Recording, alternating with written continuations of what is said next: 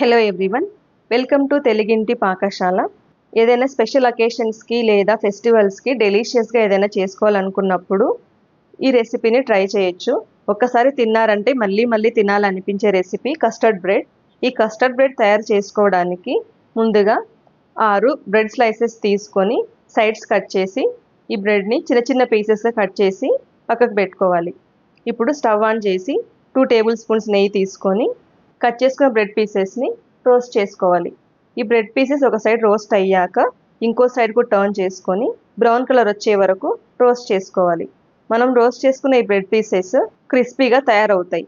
క్రిస్పీగా తయారైనటువంటి బ్రెడ్ పీసెస్ని తీసి పక్కకు పెట్టుకోవాలి.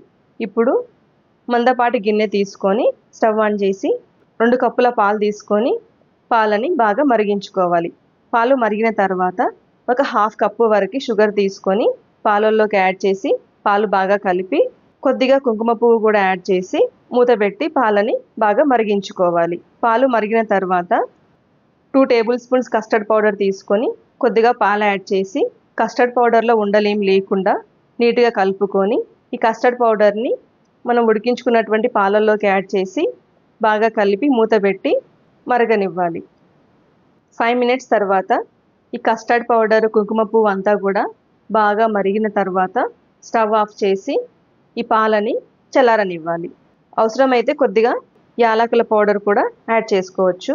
ఇప్పుడు ఈ కస్టర్డ్ మిల్క్ చల్లారిన తర్వాత మనము ఫస్ట్ రోస్ట్ చేసి పెట్టుకున్న బ్రెడ్లోకి యాడ్ చేసి కలుపుకోవాలి.